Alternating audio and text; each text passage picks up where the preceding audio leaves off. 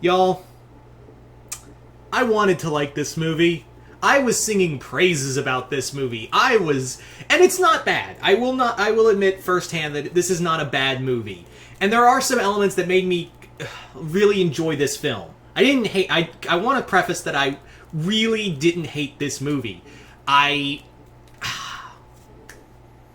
tried so hard to like this movie.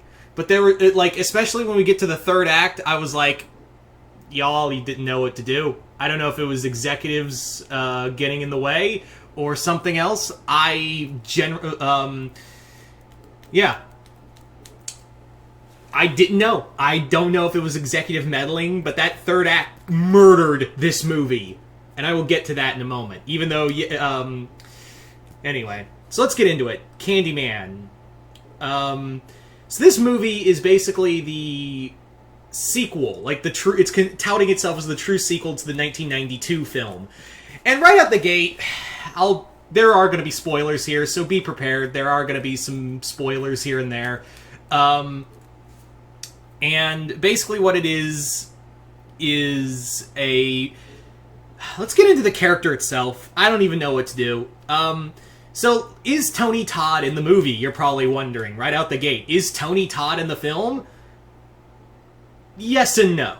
You see, here, let's talk about my first problem with this movie, because in concept it makes sense, but at the same time I'm like, when you really think about it, it's like, that doesn't make, it falls apart, right?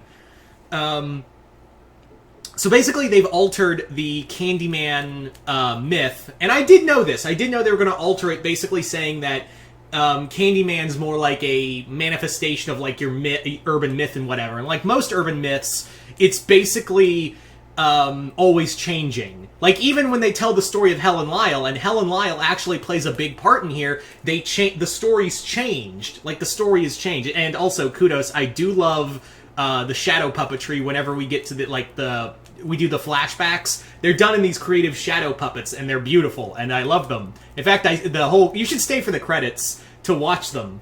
You should legit stay for the credit, because that's all it is just a big shadow puppet show of the legacy of Candyman, and it's actually very nice.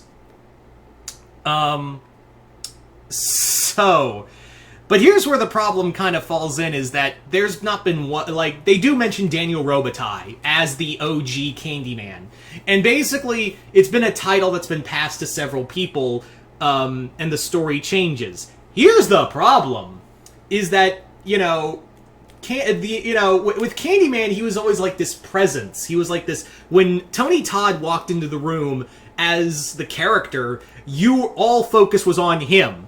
Here's the problem with this movie, is that there is a new Candyman, but he doesn't talk. He doesn't, do anything that makes you go, ooh, I better shut up and watch what he's doing. No, you're just there to watch him kill people. That's really it. And the story is, the backstory for this new incarnation that we're following is a neat idea, but, at the same time, I'm like, where's the gravitas? Where's any of that? And also, this film it feels more claustrophobic. It doesn't feel like a dream-like state that the first movie was. It really didn't feel like that kind of dreamy kind of feel to it. It didn't have that. Here it felt more claustrophobic, and in some spaces, and other times it was these wide open shots, and then there was nothing there. It's just... it loses all the like I said, the dreamlike state, the feeling. Even the music doesn't feel right. Nothing can top Philip Glass's theme, and they do a rendition of it. But even then, you're thinking, I want Philip Glass here so bad. And yeah, but again, getting back to the Candyman thing, is that it's a title, and it is cool. But, at the same time, they're basically now saying Candyman is Gozer the freaking Gozerian. If you just imagine Daniel Robitaille shows up. If you think of, what was his name? Shepard, I forget his name, but he was the incarnation that we deal with. And if you think of that guy, he shows up. It all depends on, the story it is. Which, like, at the same time, so I'm like, okay, by that thought, if you were talking and they even bring up so much of Helen Lyle, is like, so why wasn't Helen Lyle the person killing people, if that's the case? Like, why did it have to be that one? Yeah, the dude told the story of the one guy, who's the incarnation here that we follow, which doesn't even talk, he's just Wheezy McGee over here. So if Helen Lyle plays such a big part, and we do know that Helen Lyle does become an incarnation of the legacy, and Helen Lyle plays a big part. So why wasn't Helen Lyle the killer? Why wasn't Helen Lyle the hooked killer? That would have made more sense. Like, I get it, Virginia Madsen is getting on in years, but like, you could have, like, that's where it felt like it was more building to. Also, to the fucking shock of no one, Anthony is the baby that Robotai's spirit kidnapped in the first movie. What? It's not like we fucking figured that out in the first goddamn trailer. I will admit, though, the cast is really good. I will say that the cast is really good. Also, another positive, I would be remiss, even though the soundtrack was forgettable, I will say the sound design. Go see this in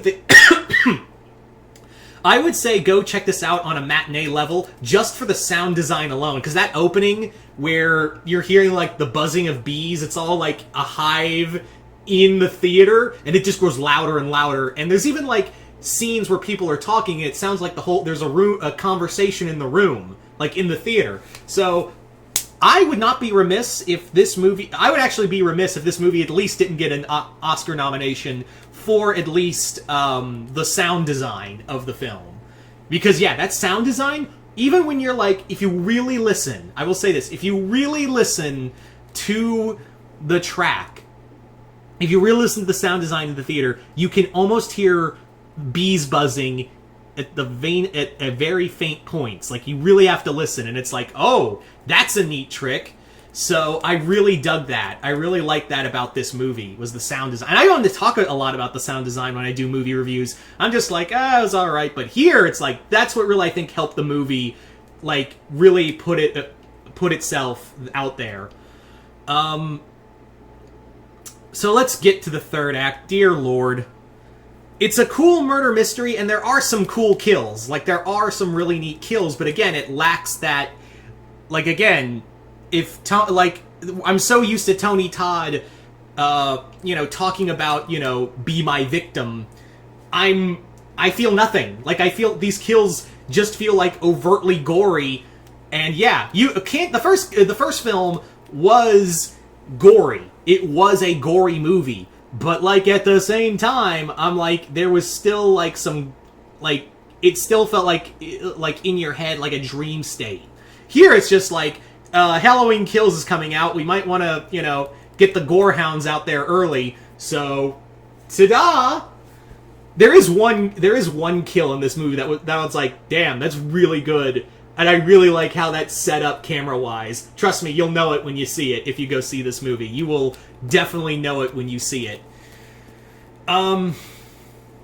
Like I said, the cast is really good. Yahya Abdul-Ahmed. I cannot pronounce. I'm not gonna, out of respect for the actor, I'm not gonna try to pronounce it. But he did play Black Manta in Aquaman. He's really good in really selling the point as Anthony, and later taking on the legacy. And when you hear him talk, he does get a talking scene at the end. I'm like, why wasn't he fucking talking to begin with? Like, I get it, you're building to take on that legacy, but like, maybe you should have been the character from the get-go. I'd have been more fine with the legacy thing if we weren't dealing with Wheezy McGee. I can't even remember his that character's name other than I just think of that wheezing character from Hey Arnold. Seriously, there's no the whole point of the character is that he is this enigmatic, towering figure. I get it. Tony Todd didn't want, Tony Todd was getting on in years. I get it. But, if you want to go with the legacy thing, at least carry on the tradition of having that kind of gravitas and, being be my victim. Have that dark charm to him like Bela Lugosi or, because that's how Tony Todd portrayed his, the character was this, like, Bela Lugosi kind of form. And I don't feel that. I don't, like, even, Candyman's 2 and 3 suck. Let's get that out of the way. But, like, they at least have Tony Todd carrying that movie on his fucking back. Here, it's like, I get it's a descent into insanity, and that's what the whole thing of the first movie was, but, like, what was if I don't care about the force that is killing people, you have done a great disservice to the film. So, I don't get it. The third act really falls apart, because, again, it does the whole thing with, like, cults and stuff like that, and it's weird. Like, it just, like, we just need, like, it also ends abruptly. That's the other thing, is that this movie just ends abruptly on, like, a huge kill count, which I can't wait to see on, Dead Meat. So, yeah.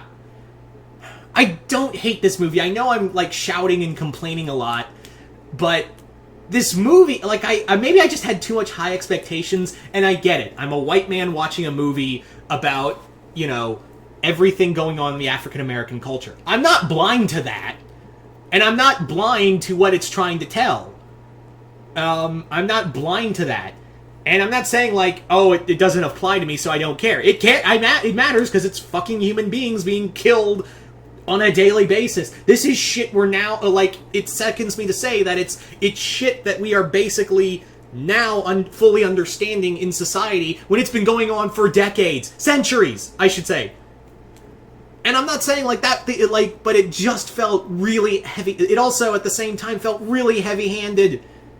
Like, and Jordan Peele, I know, just produced this movie, and Nia DaCosta have done films like this.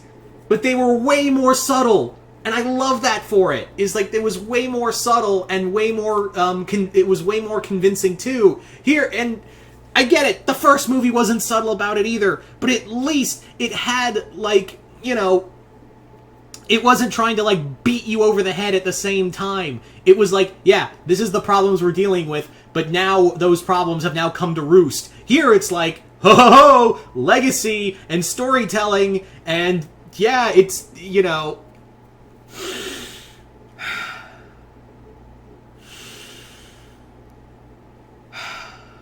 Guys, I did like this movie. I did. There were points where I was like, but there are some, at the same time, I was just like, I don't feel anything other than the guys getting brutally murdered, and even at some points I was like, alright, wrap this shit up. But it just, like, it missed the point of the original film, and it felt like it missed the original, well, the Clive Barker story movie doesn't even follow the Clive Barker story, and even Clive Barker's cool with that, so I'm not even going to try. To me, this film just felt like it was falling into its own trappings of trying to, like, it was trying to do, like, trying to appease, like, trying to walk so many tightropes at once. Like, it's trying to be a sequel, trying to be a pseudo-reboot, trying to tell a message, trying to be this gorehound movie, and I feel like it did hit some parts. Again, the cast is great. There's some good kills. I feel like Yahya should have been the character from the get-go. Like, I would have been, and have him talking. And again, like, it is a cool thing with the legacy, but I feel like it doesn't make, when you really think about it, it doesn't make sense. Like, that's the other thing, is like, when you really think about the legacy thing, it doesn't make sense, because it's like, wait a minute, so if it's and I talked about this earlier in the review, it's like, so wait, you're telling me if, like, in the other films, Daniel Robitaille's myth didn't only translated directly to Louisiana and LA?